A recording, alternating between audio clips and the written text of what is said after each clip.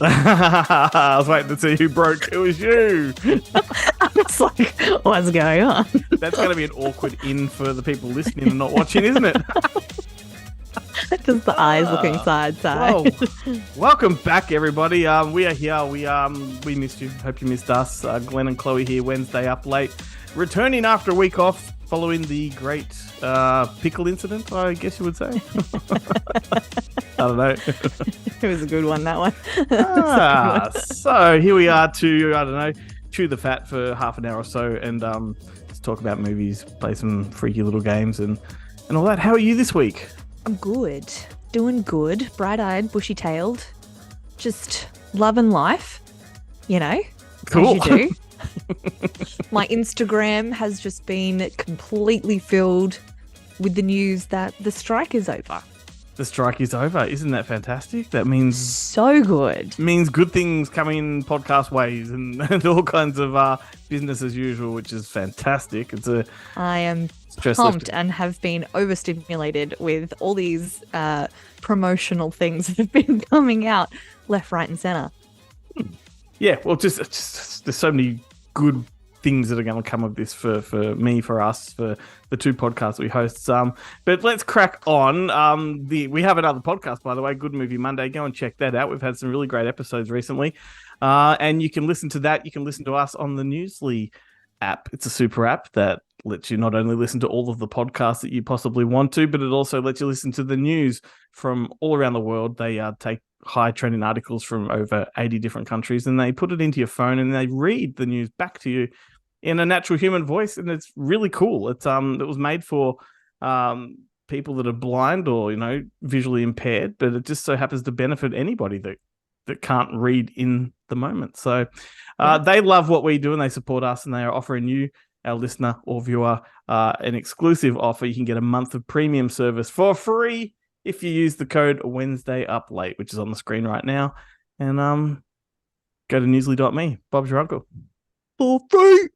Yep. Everyone loves a freebie. I'm 50 Shades of Tired. Can I just say that right now? You don't look it. My coffee's broken. Oh no, or is it just you that's broken? Yeah. We need another week off. See you. I'm out of here. Need some sleep. You poor thing. So let's do what we do. Let's have some fun with some movie Tell stuff. me. What are we doing? We playing some games? Tell me what Have you're you got thinking. some movie news? Any movie news? Anything? I did have movie news, but you just stole my thunder with the whole actor strike and all that kind of stuff. So we're just going to do some bad movie recasting. I think that's the order of the hour. I had so much fun. Did you? Did you play this without me? No, like prepping myself for this. I had a lot of fun. Yeah. And I was giggling like a little schoolgirl. It was delicious. So we're each going to recast 4 movies. We're going to replace 2 of the cast members with poorly chosen actors or actresses. And you know what? My first one, I thought this was really bad casting, and the more I think about it, the more I want to see it. Yeah, that's how I kind of felt with some of mine as well. So I mean, and I'm not recasting these for remakes. I'm recasting them for their time. So if it was in the 80s, we're still in the 80s. Imagine it was back then and it was recast. You know, because a lot of these actors otherwise have gotten old and wouldn't be, you know, appropriate. So if we go back to the 80s and we go to Lethal Weapon, all right. Ooh. So we're going to recast both Mel Gibson and Danny Glover with Paul Hogan and John Amos.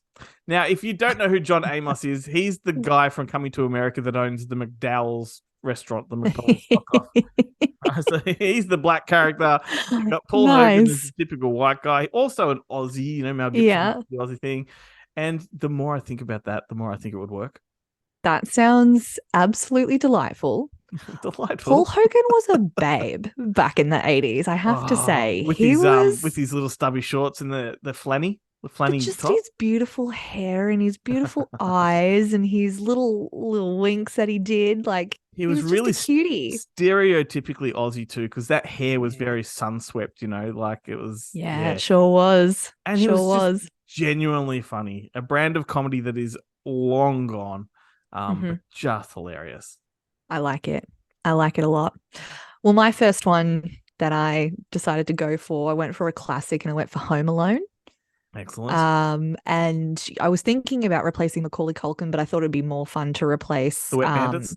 yeah, Joe Pesci and Daniel Stern, is it? Yeah. Who played Harry and Marv, the bandits. And what I wanted was to make them characters who people just really disliked. Right. Because even though they were bandits, you kind of still had nice feelings for Joe Pesci, obviously. So I replaced them with Ricky Gervais and Pauly Shore. Yeah, I can see that. I could definitely see Pauly Shore in that role. Yeah, you can, can't you? 100%. I would see him more as the Marv, tall, skinny, lanky character. But you've got to keep Ricky Gervais's sense of sarcasm and Yes. wryness. Like it's Yes. got to be intact. He's got to be looking at Pauly Shore as if to say, "What the fuck?" Like, Yeah, absolutely, really? and that's why it came to my brain. What could you name a more iconic duo? He would be the guy, but he can't get injured because he'd be the one saying, like, he's a child. Like, how did you not see that coming? Like, you know, like I can just hear as his voice. as if one booby trap didn't fool you, all of them. Like, come on, like, You could hear him do his little click inside, like, for fuck's sake. That's actually genius casting, and I would watch Yeah. that in a heartbeat. yeah, I like it. Okay, well, we're going Pretty Woman now, and we're replacing Julia Roberts with Fairuza Balk, who, Oh God. if you know, Fairuza Balk. And we're replacing Richard Gere with Joe Pesci. And I've got no other reason for that other than they're just so mismatched and odd. And like, I mean, you can see her playing a prostitute, but a very skanky, low, cheap level, you know. I think we can agree on that. Like, yeah. she would not have the class, which is what they were going for with Julia Roberts, but she just clearly was a Hollywood actress, you know. But I think Fairuza Balk would be what the original intention was. Joe Pesci, there's no surprises. He'd probably pay for sex, so you know. He looks the type. He's got that look, you know. That's funny. I don't know if I'd get through that movie, in all honesty. I really don't. He'd be angry. He'd be angry all the way. Yeah. And just she'd be way taller than him, and like she'd just be storming, you know, she'd like be angry too. Thigh-high boots. You know, it's funny you mentioned Pretty Woman because you did it too. I love it. Where did your brain go? So I decided to replace Julia Roberts and Richard Gere with Sissy Spacek and Christopher Walken. Oh no. That's horrible. That is horrible. Like I struggle at the best of times to watch Sissy Spacek on film.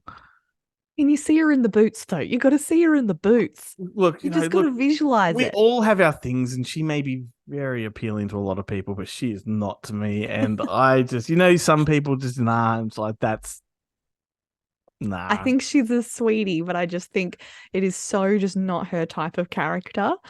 And I would love to see Christopher Walken and Sissy Spacek in these kind of roles together. Get in the car now. I want to pay you some money. You do that so well. Oh my God. Wow. That's so funny. That's great. I mean, you could replace any actor in any role of any movie of all time with Christopher Walken, and it'd be just fine, I think. It'd be delightful. In fact, you could recast him in the movie I'm about to do, but I haven't. But Taxi Driver, like, you know. Oh, yeah. You're looking at me. Are you? I can't do it. I can't do it. So I am replacing Robert De Niro with Gene Wilder. Oh. All right. And I'm replacing Jodie Foster with Mason Reese. Now, if you've never heard of Mason Reese, just go and Google him. He was a child actor from the 70s and 80s, and he's now a face that's a meme. He's got no neck. He's got this big, fat, glatulous, like... Oh. Look him up, and I'd love to see your reaction. Mason Reese, Reese. He was like a cornflakes kid back in the day. Have you just looked him up? Yes. This is such an objectifying episode, but I can't stop. So he's the Jodie Foster character. Look, type in his name and then child. Like, as a child. Like he was actually really cute. Yeah, that's right. But he's got the same hairstyle still. It's like, honey, change it up. Dylan. Oh my goodness. So yeah. You can imagine him and Gene Wilder going at it together, like, teaming up and Wow. Yeah. It would not be the same. But you know how angry and wild Gene Wilder can get. Like when he loses his marbles or his temper, he goes like off the radar. Yeah, I can see it would be scary, but not in the same psychotic scary that De Niro pulls off. You know what I mean? Like, and the mohawk. Yeah. Don't know. He puts a different kind of fear into you, you know? Yep. Oh gosh. All right. So I had to go back to my roots and recast Twilight. Mm-hmm. Because that role was always supposed to go to me.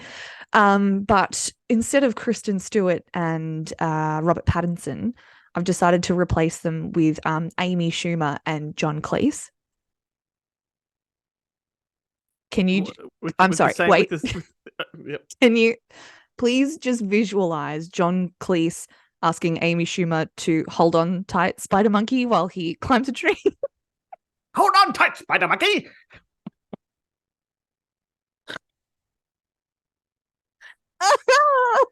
I had way too much fun with this. That'd be so bad. Yeah, that'd be awful. You could almost recast me as Edward Cullen because, like, we put up our Christmas tree this weekend, and I'm still covered in freaking glitter. I'm covered in it, sparkling like a vampire. I am. Jesus, wanna be Cullen. And before you come at me about Christmas early, all that kind of stuff, I know. No, mine was going up today and I just didn't get around to it, so no judgment from here. Our whole theory, because usually we do wait till December, right? But our whole theory is like there's so much bad shit going on in the world right now. We just need a bit of happiness, a bit of levity. Absolutely. Just makes you happy when you see those little twinkly lights and sparkly husbands. Sparkly husbands. Your eyes will be twitching like this tomorrow, and you're gonna wonder why. It's because you're gonna have fucking glitter across your cornea. We'll have fun later on. I'll get that sparkle. Oh God! It'll go everywhere, Glenn. All right, so we're gonna recast Forrest Gump here. Oh, and this is interesting. So I'm gonna recast the lead role of Forrest Gump with one of the original contenders to play it before Tom Hanks got the role, Bill Murray. Bill Murray. Oh. He was originally asked to be Forrest Gump. I can't see it. Let's give that a shot. He's played the Simpleton before, so he would have been a different kind of Forrest Gump, but a good one. Like, he might have even been closer to what the book represented. I don't know. I haven't read the book. And then I'm going to replace Lieutenant Dan. Gary Sinise's out. Steven Seagal is in. And you could buy him as a war vet, like, But he's so cocky and full of himself. He'd probably grow new legs. He'd probably be so defiant and just start like karate chopping Forrest Gump, fuck Gump. Bill Murray's like, I was running. So there we go, Forrest Gump. So stupid. That makes me want to drive off a cliff just like Thelma and Louise. Nice. Segway Queen is back at it. Only this time, because I really love that movie, I wanted to hate that movie and I wanted to destroy it and burn it to the ground if I wasn't going to love it. So I decided to recast Gina Davis and Susan Sarandon with Kim Kardashian and Meghan Markle. Oh, Jesus. Yeah. I mean, and we can just cut straight to the end scene. All it is just a 30-second movie of them just driving off the cliff. That's right. Yeah. And everyone directed by Ridley Scott. Bye. The end. Bye. Instead of the end, it says, you're welcome. No cop cars are chasing them because they're like, just let them go. Just let them go, please.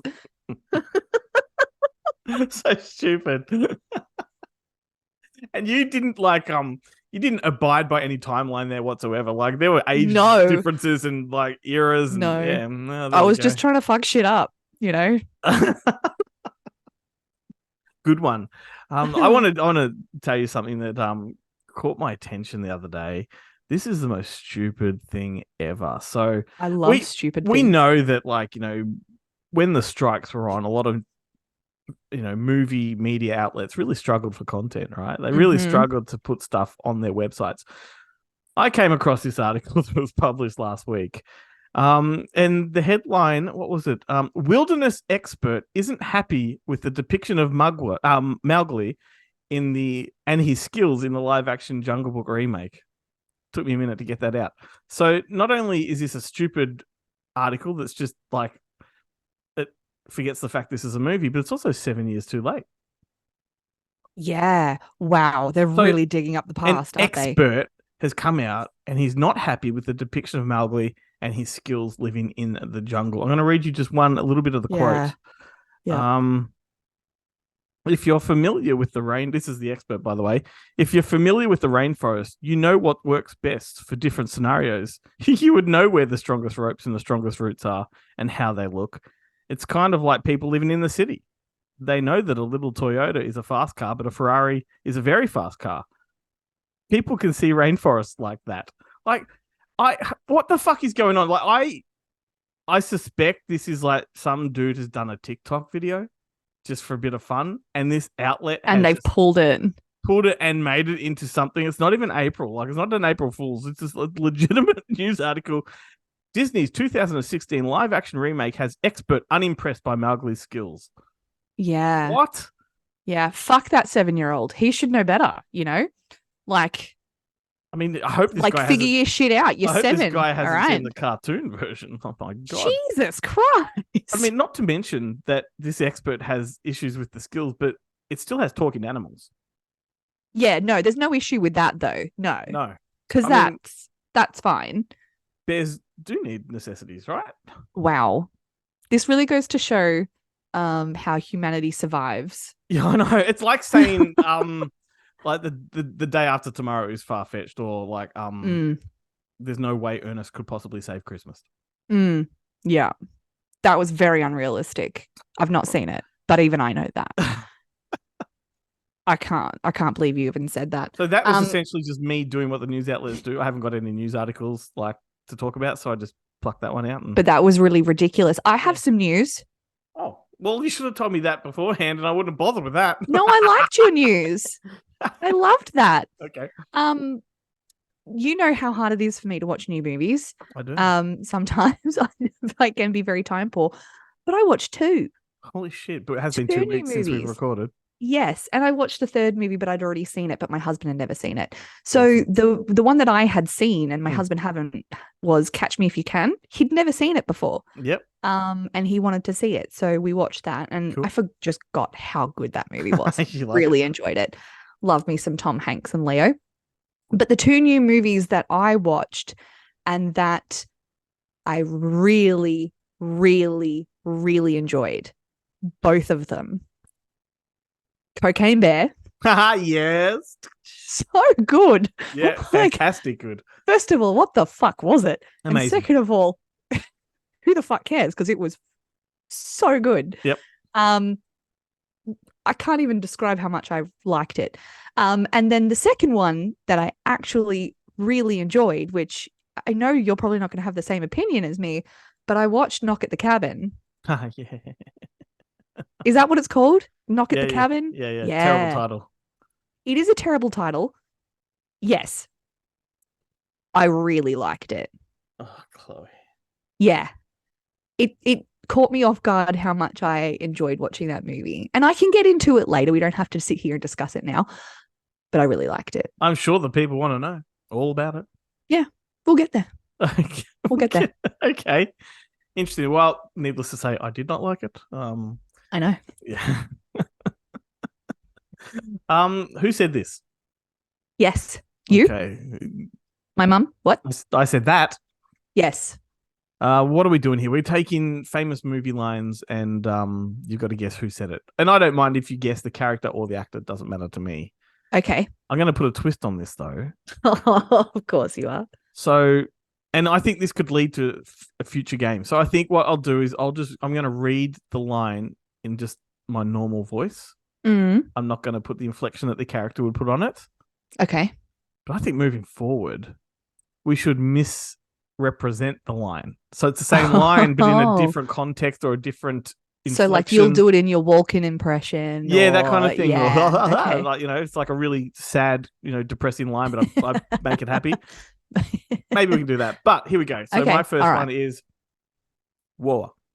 Take it easy there, Pilgrim. Oh. Apocalypse Now. No. Oh, no, I need to say who said it. Yeah, it's not even the right movie. There's one word that should give it away there. Pilgrim? Yeah, that's right. There's one actor famous for saying Pilgrim. Is there? Mm-hmm. Uh, This is where I'll have to do the inflection to help you across the line. Pilgrim. Whoa, take her easy there, Pilgrim. Is it like a John Wayne movie? Yep. John Wayne. Oh, John Wayne. Yeah, well, there you go. It's a famous line. It's from The Man Who Shot Liberty Valance with Jimmy Stewart. Oh, okay. There you go. Take her easy Yeah, there, I wouldn't Pilgrim. have guessed that if you didn't do the voice. Interesting. All right, I'm not going to do any inflections either. Okay. Yep. We can stay up late, swapping manly stories, and in the morning, I'm making waffles. That one does ring a bell, to be honest with you. Does ring a bell. No, can you try to do it the way it said? Yeah, sure. Do it. Okay. We're going to stay up late, swapping manly stories, and in the morning, I'm making waffles. Shrek. Donkey. Donkey. How much does it change when you don't do the inflection? And imagine how hard that's going to be if we actually make it a different context. Different, yeah. I'm going to have to scrub up on that one. I think that's a potentially a good game to play. Not that this one isn't. The next one is I'm walking here. I'm walking here. Yep, Dustin Hoffman. Yes. I don't know his character's name, but it's from Midnight Cowboy. Well done. Excellent. You're winning this game. So that was the character of Ratso Rizzo. And what a fucking movie. What a great movie. It's been a really long time since I've seen that, and I don't remember pretty much anything from it. It's got one of my favorite finales in movie history. Just beautiful. Alrighty. So your turn. Okay. I wish I would just step back from that ledge, my friend. From that what? Ledge. Is it Crocodile Dundee? No. I'm actually thinking of a ledge. Oh. Ledge is in a window ledge. You idiot. All right, give us the inflection. All right. Wish you would just step back from that ledge, my friend. Is that Corey? No. It sounded very much like Corey. If it's not Corey, is it Michael Jackson? No. What the fuck is it then? It's Jim Carrey from Yes Man. Oh, and he's talking, what's his face down from the ledge? Yes Man. The Jim Carrey film I've seen once, and once is enough. It's a good movie. I love Yes Man. I'm glad. But you would just step back from that ledge, my friend. He does it so good. As do you. I love that scene. Anyway. He's there playing the guitar. What's the guy's name? You showed me a video of him the other day. Guzman. Oh, Louis Guzman. Yeah. That's who he's singing to. Yes. Go and look at the Good Movie Monday TikTok and you'll understand that reference. Alrighty, so here we go. You'll get this. Guys, I'm eating junk and watching rubbish. I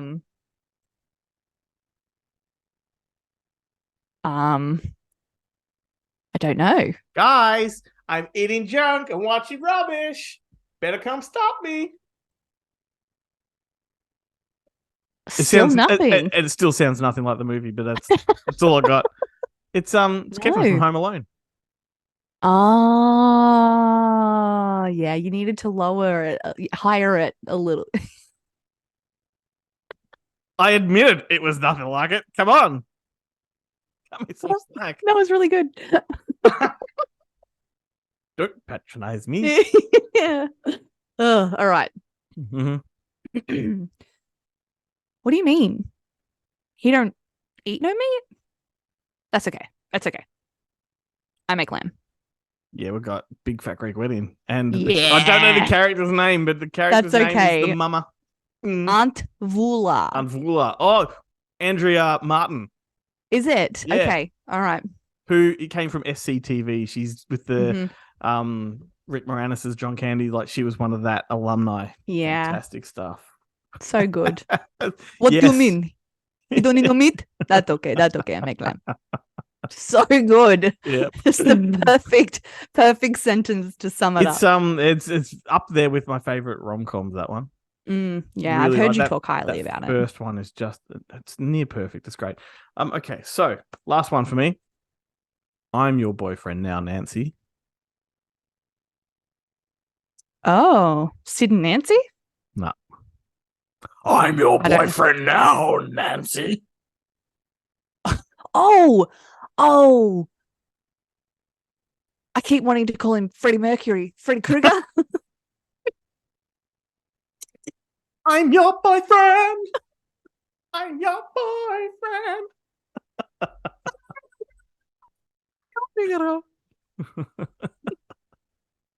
Yep, you got it. That's funny. Did I start? Eat my shorts. Oh, did I start? I thought you were asking me a question. I answered it. Huh? Huh? And did I stutter? Eat my shorts. Well, it's not The Simpsons. No. Although they do have a movie. I know, and he says eat my shorts. Had to come from somewhere though. Did I stutter? Is it? It's not Billy Madison. No. All right, give us the inflection. Did I stutter? Eat my shorts. Yeah. Is it Jim Carrey again? No. Right, You think I do two Jim Carreys? It's Judd Nelson. Oh, From for the Breakfast fuck's Club. sake! Of course it is. That's where Eat My Shorts came from. I thought you were going to get that one hands down, to be fair. That's why I said it earlier. 80s, mate. Not 80s. I'm so disappointed in myself. You're okay. I'll forgive you. You're very tired. That's right. Now, I want to get back to my point. Okay. I love that you've structured this as a part one and All a right. part two. I had to keep him here. You're becoming a real podcast host, you know? All right. I'm going to get back to my point, okay? Because, and I know this is going to be an unpopular opinion, all right? But I believe that M. Night Shyamalan has not lost his touch. I really don't believe that because I watched this movie and I was hooked. He's 100% lost his touch. No, I just don't agree. I just don't. Have you seen Old? Did you see the movie I haven't Old? seen that yet. Okay. But everything I've seen of his thus far doesn't back up the claims, from my opinion, that he's lost his touch. I still feel like, okay, that movie was shot so beautifully. It was, I can't even begin to describe just how gorgeous I feel like that was filmed. And you can't disagree with me on that. It was stunning the way that movie was filmed. I think you're using too many glamour words. I don't think it's I'm not. Stunning. I think it's just a movie that was shot on a soundstage and looks okay. I don't think there's anything glorious about it. I thought it was stunning. I thought it was beautiful. What's his face? Batista really kind of opened my eyes a little bit. I didn't see him in this role. I think he did. I don't think he did the best job. But once again, he did a great job. This is kind of him. Like I like him a lot, so don't get me wrong. But the way he played this character is kind of the way he plays all of his dramatic characters. Like the one he played in Blade Runner, in part 2 of Blade Runner. Yeah, same character essentially. Like it's just. I think that's what kind of drew him to this character. Yeah, it's though. It's a good style. Like I'm not disagreeing with the fact he's good at it. I also think he was kind of miscast in this one though. Fair enough. Yeah, well, I didn't see how it was going to end. I kept guessing the entire and time that's as to what, how it's actually going to end, and which that's I loved. the burden of expectation now with Shyamalama Ding Dong, right? Like it's like everyone now just watches these movies because there's got to be a twist ending. What's it going to be? And you have yourself kind of predicting what it might be. And ultimately, I think he lets a lot of people down with the twists these days. Like when he did Sixth Sense, Unbreakable, to a lesser extent, Signs, those movies had, and to an even lesser extent, The Village. Like I think after that's where he kind of fell off. Those twists for the most part were clever, made a lot of sense, weren't contrived, and now I just feel like he's trying to live up to that standard, and it just, to me, it falls short every time. I feel like he was definitely known for those twist endings, and that's what kind of has been his stamp. But he's been I trying to don't- shake it too, because that's what I mean. After Earth and The Visit, and yeah, he's trying to shake it, but still keep you hooked until almost the very end, which I feel like he did for me, at least. well, he did for you. That's great. That's great. Like I Yeah. always say, like when somebody loves a movie that nobody else loves, well, you're the one that's benefiting, right? Mm-hmm. Right? Everyone else loses out on that because they didn't enjoy it the way you did, right? So I can't like criticize you for disliking it. Or No, liking it, I absolutely. should say. But I don't understand how you could like it, but I'm glad that you do because it means somebody did. And then also objectively, I loved seeing Rupert Grint in this Of role course you as a did. total fucking cockhead. He was good too. I liked him in it. He was and that good. kind of drew me to watching it as well, but I enjoyed him in this movie. Oh, it's funny you say unpopular opinions because I was thinking the other day, you said Dave Bautista, he's a former wrestler. John Cena has been in the news because his new Wile E. Coyote movie has been cancelled. Oh, okay. Yeah, it's a big thing. They've finished the movie; it's completely done. But Warner Brothers have decided they're going to cancel it, like just put it on the shelf, never release it. Same as what they did with the Batgirl movie. Okay. And the Rose. No, that was a TV show. They made a whole Batgirl movie, like finished it completely. Michael Keaton returned as Batman. You had Brendan Fraser as the main villain, and Brendan Fraser says it's one of the best things he's ever done. And even though it's finished, you could technically take it off the shelf and just watch it. It's complete. Right. They've shelved it, never to be released. And this is what's happened with this Wile E. Coyote. It was called Wile E. Coyote versus Acme. You know the whole Roadrunner cartoons, yep. Yeah.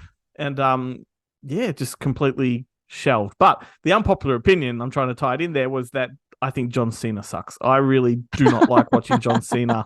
And given that he's a wrestler, Dave Bautista's a wrestler, I was trying to tie it together. Yeah, I do not like John Cena. I will admit he's okay in a few things and has his little moments, but as a man that leads the film and holds it all the way to the end, no. Yeah, I kind of maybe agree with you in leading man sense. As an actor who doesn't feature in the entire movie, I enjoy him. And I actually think he's quite funny, especially in Trainwreck, where he plays the meathead boyfriend who says a lot of gay innuendo things to people. Fucking makes has laugh. his moments. I give him that, right? but I just But like, leading man, I think you're correct. I could live a life without John Cena in it. Like, no, some other there, just in the background. What are some other unpopular opinions you have? Let me have a think. Well, I can tell you that I also think Tilda Swinton sucks, but that's like no secret. She just freaks me out. She's again, I feel like I'm just objectifying people this episode, but she's got the psychotic look in her eye. Yeah. You know, like she's girls get the crazy eyes. She's a chameleon. Like, let's not beat around the bush. Chameleon. For sure, but she doesn't freak me out. I just don't like looking at her. You seem to have an issue objectifying people. I don't. I mean, people objectify me all you want. Come on, like, you know. Yes, I'm from Middle Earth. I get it. All right. Anyway, we spoke about Home Alone before. Here's an unpopular opinion. I think Home Alone 3 is a really good movie. I don't know if I've seen Home Alone 3. Mm-hmm. What's the plot of that? Like, where are they? Well, it was the second one's New York. Yeah, so they've number 3 is a whole new character, a whole new family, It's written by John Hughes. Like, he actually did write this one as a legitimate part 3. And his idea was, we're going to take this franchise into more of an anthology thing where each Home Alone is a new kid with new circumstances. So this is a kid that's stuck at home while he's home from school sick, a bit like Ferris Bueller. Ferris Bueller, yeah. And his mum gets called into work and she doesn't want to go, but she has no choice. So she leaves the kid at home just for a short, like an hour or so. And she's like, are you sure you're going to be okay? Look after yourself, all that. And then it so happens that 4 burglars are after a jewel that's hidden in a remote control car. There's a whole setup and it makes sense. Okay. But mistaken identity leads them to his house instead of another one.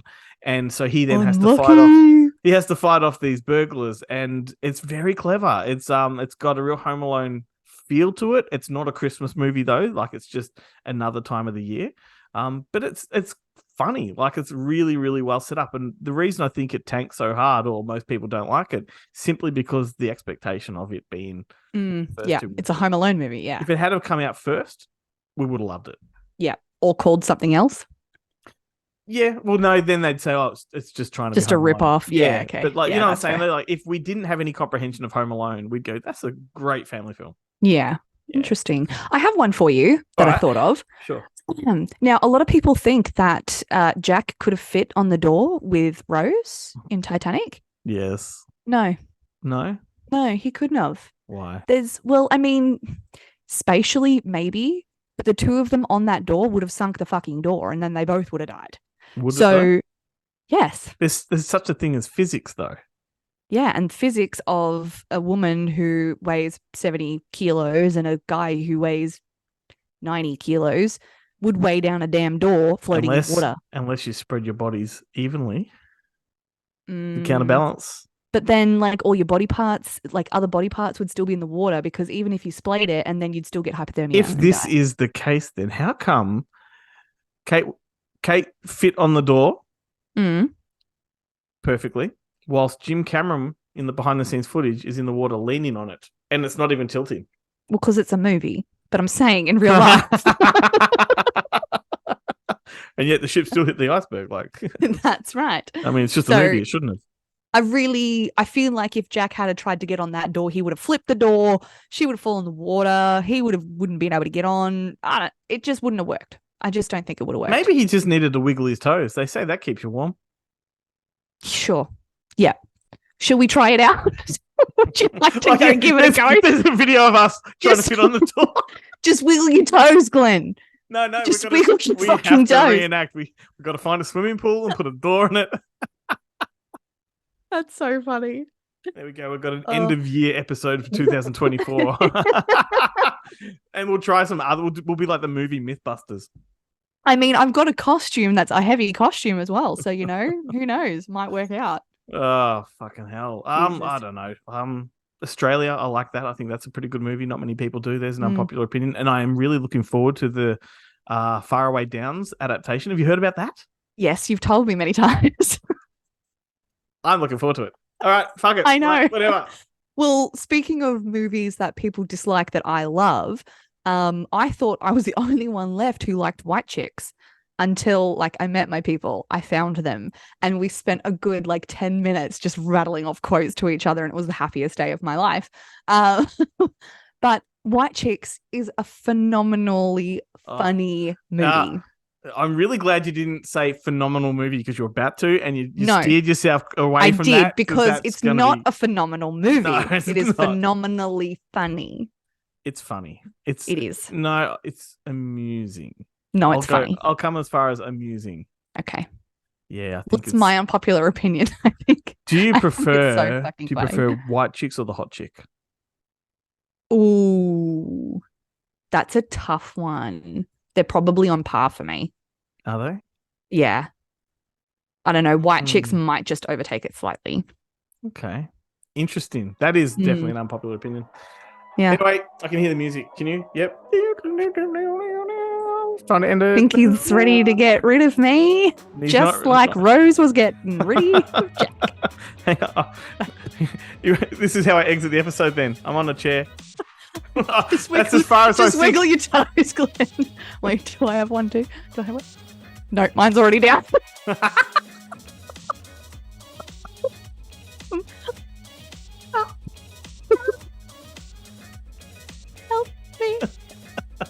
Hang on, I gotta get back up. There we go. End of the episode. Awesome to have us back, Chloe. I missed doing it last week. What? Don't do that. What? That's what she's been up to. Oh my lord. Oh my goodness. Yes. Well. Okay. Go to goodmoviemonday.com, everybody. Click the upload tab. That gives you all of our past episodes, gives you our audio podcast, obviously, as well as videos. You can go to our social media pages through that website. Please like, share, click the bell, all that kind of stuff. We'd love to hear from you. Until next week, Chloe. Yay! Bye!